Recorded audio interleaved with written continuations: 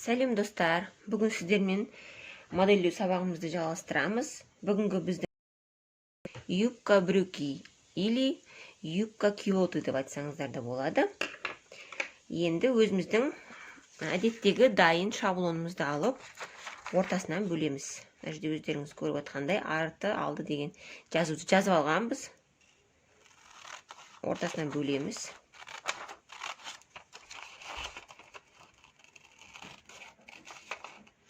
Өздеріңіз байқап отырғандай, бір юбканың сызбасынан қаншама юбканың түрін модельдеуге болады. Көріп отырсыздар ғой. Так, енді жабыстырып алайық.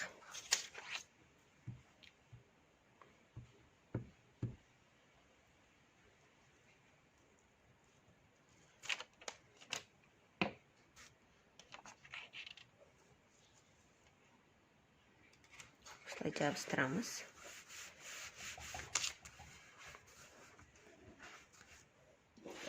Екіншісін жабыстырамыз. Яғни артқы деталь. Екеуін жабыстырған кезде арасынан кішкене орын қалдырасыздар. Яғни ол тігіске деп есептейік.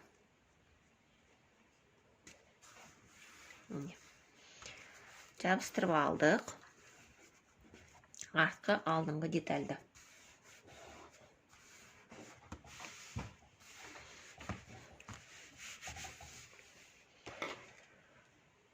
Бұл жерде бізге бұл модельді жасау үшін бізге бір ғана өлшем керек.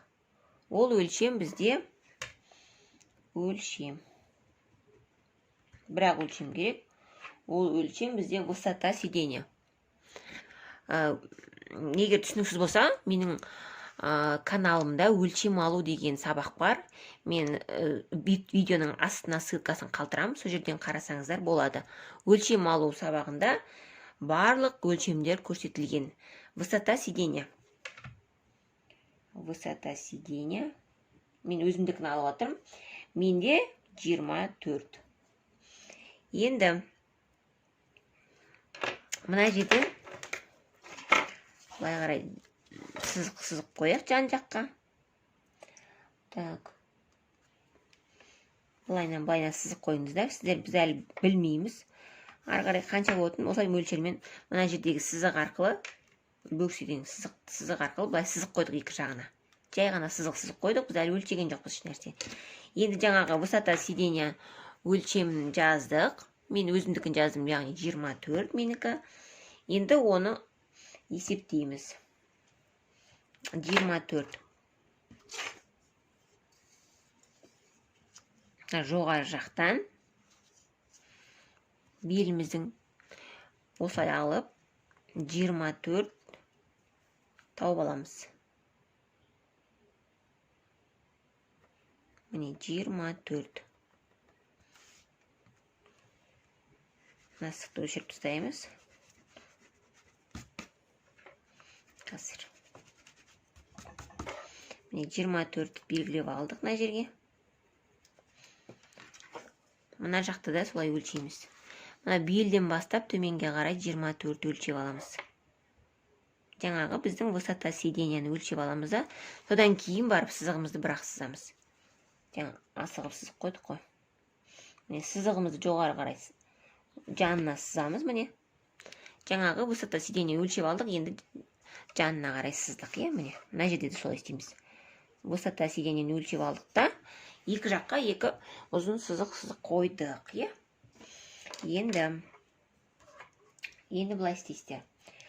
Бұл жерде былай істейміз. Мысалы, оба охват бедр бізде, мен өзімдікін алып атқанда 98 болса, сіз өздеріңіздің өлшемдеріңізді аласыздар, оба мынандай немен шығарасыздар.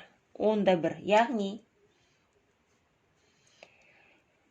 обаның 10-нан 1 бөлігі. Тең оба, міне көрдіңіздер ме? 10-нан 1 бөлігі оба. Мысалы, менде 98 болса, оны 10-ға бөлсек, 9,8, мысалы. сіз өздеріңіздің өлшемдеріңізді есептейсіздер ғой. Сонда жаңағы бір өлшем арқылы, одан кейін екіншісінде бөксе айналасының өлшемі 98 менікі. Соны 10-ға бөлгенде шыққан сан бізде 9,8. Енді 9,8.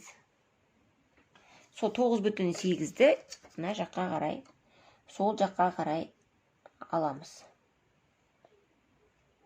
Жаңағы белгілеп алған жерімізден.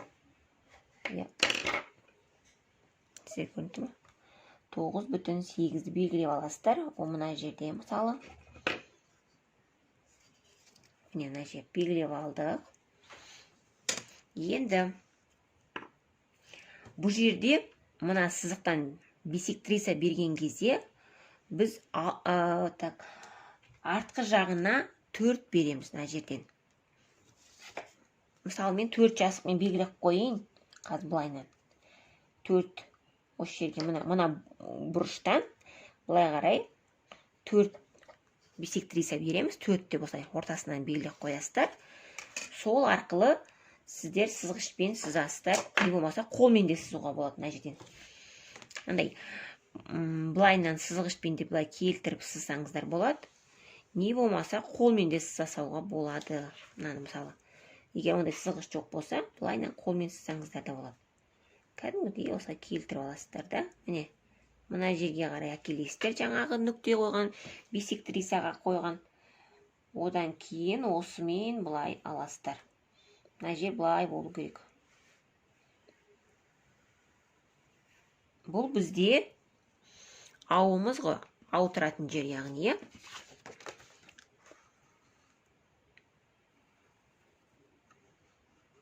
Осылай әдемілеп сызып аласыздар.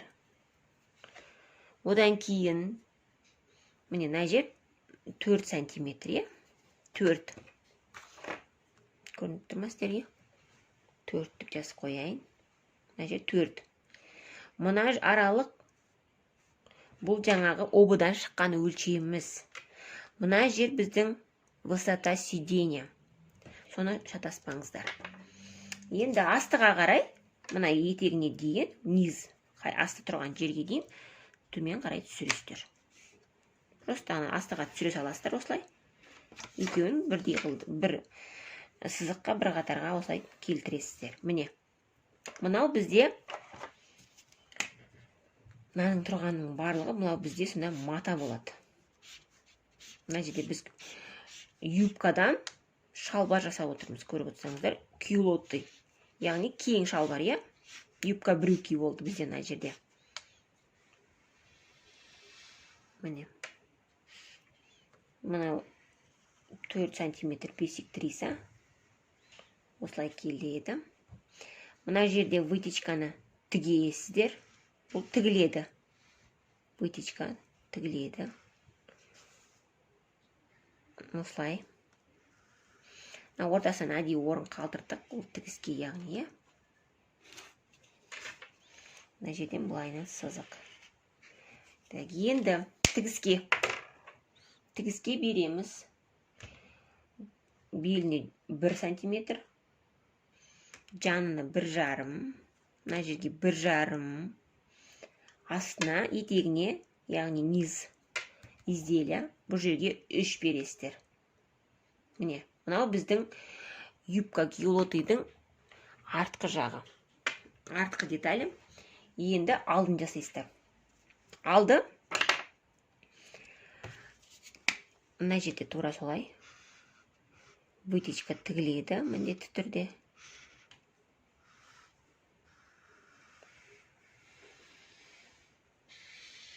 Сызып аламыз. Енді мына жерде бізде высота сиденья өлшенген. Енді бұл жерде бисектриса берген кезде, міне, мына жерде біз 4 бердік қой. Мына жерде 3 береміз. Бұл жерден 3, нүктеден 3 бисектриса бересіздер. 3 сантиметр, яғни. Мына жер көрдіңіз ба? Міне. Осыған жасаймыз жаңағы. Осылайдан келеді. Біздің сызығымыз, аудың сызығы осылай келеді, яғни. Мына жаңағы белгілеген 3 сантиметр арқылы өтеді, получается. Осылай. Осы 3 арқылы өтеді. Мына жерде ыңғайсыз болып тұр камераны не тұтқаннан кейін. Міне осылайнан. Мына 3 тұрған жерге осылай әкелесті. Мынандай арнайы линейкалар болады. Соған қойып сызсаңыздар да болады негізінде. Ол өте әдемі шығады. Қолмен сызып отырмын, сосын маған ыңғайсыз болып тұр. Көрдіңіздер ме? Енді мына жерде жаңағы өлшеп алған 9,8 бізде мына жерде. Міне осы нүктені астыға түсіресіздер. Тура алдыңғы сияқты. Астыға түсіріп сызып, астын қоса аламыз, осылай. Тура алдыңғы жасағанды жасайсыздар. Тек қана бұл жерде айырмашылық, мына жерде 3 сантиметр бесіктірейсі. Мына ауын жасаған кезде мына жерде 3 бересіздер, мына жерде 4 береміз. Қалғанның барлығы бірдей болады. Мынаның барлығы мата. Мынау мата.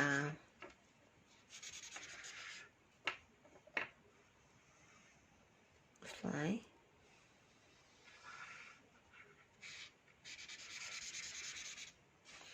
Мата едік. Мына вытечканы міндетті түрде тігесіздер. Тігіске 1,5 жанына. Мына жерде 1 сантиметр. Мына жерде жанында 1,5. Астында 3. Екі жақтықы бірдей бол керек. Припусқа берген кезде, тігіске берген кезде екі жағын бірдей қаласыздар. Мынау біздің юбка брюки, яғни юбка кюлоты. Көрдіңіздер ме? Көрінді ме?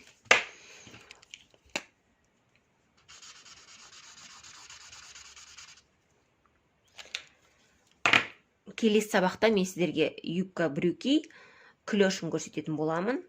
Менің каналыма тіркеліп, лайк басып, комментарий қалдырыңыздар. Өздеріңіздің жақсы лебіздеріңізді қалдырыңыздар. Сабақты жіберіп алмаңыздар, қоңырауды басуды ұмытпаңыздар. Назарларыңызға рахмет.